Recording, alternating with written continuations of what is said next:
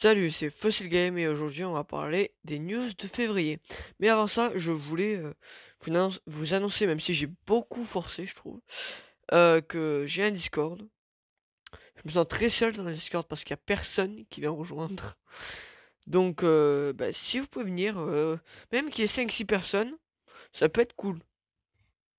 Surtout que le Discord est tout prêt, il y a des modérateurs, il y a un modérateur.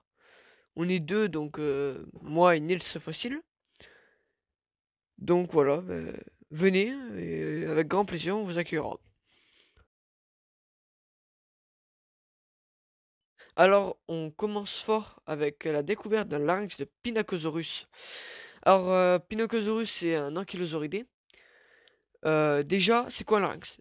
Un larynx, ça fait partie de l'appareil respiratoire. En fait, c'est l'organe qui relie la gorge à la trachée. D'ailleurs, les cordes vocales qui nous servent à produire des sons passent au milieu du larynx. Donc, vu qu'on a trouvé le larynx de Pinacosaurus, on peut savoir quel son faisait Pinacosaurus. Alors, j'appuie fortement sur les guillemets car on n'est jamais sûr du son produit. La découverte d'un larynx fossilisé est exceptionnelle, surtout chez les reptiles et les oiseaux. Les larynx de reptiles et d'oiseaux sont très peu connus, c'est donc une découverte exceptionnelle, surtout chez les oiseaux non aviens.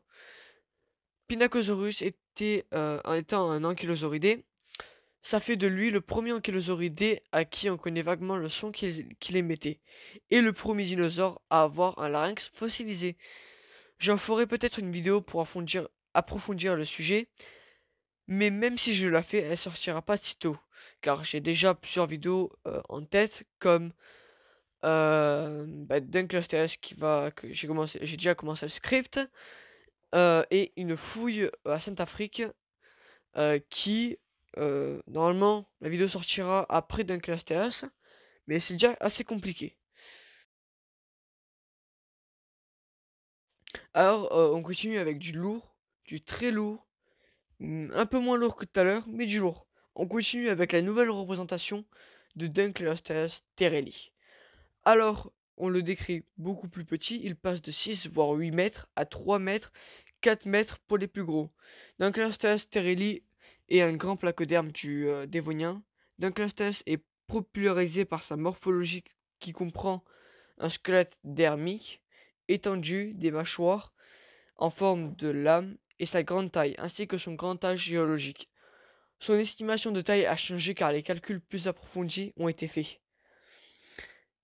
Ils ont calculé la distance, de l'orbite et jusqu'au au maxillaire et c'est ce qui a donné la taille du placoderme. Sa taille a été réduite car il passe de 6 voire 8 mètres à 3,4 mètres, voire 4,2 pour les plus gros. Donc 4,2 c'est une bonne taille, même si quand même il a 3,4. Pour les plus gros spécimens, du coup, c'est 4,2. Si on a une marge d'erreur aussi grosse, c'est parce que ils sont allés assez vite pour faire le calcul. Les calculs n'étaient pas si bons et ils sont pas revenus dessus depuis un bon bout de temps. Donc ça fait toujours du bien d'avoir du renouvellement.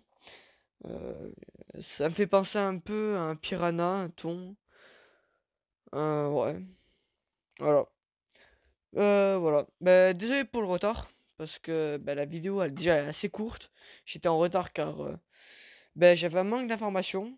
J'ai cherché beaucoup, j'ai rien trouvé, donc j'ai pris du retard pour rien. Je suis désolé. Si vous avez des questions, vous pouvez les poser en commentaire, je serai là pour répondre. N'oubliez pas de vous abonner, liker, partager. Et je pense que c'est bon. C'était Fossil Game et à la prochaine.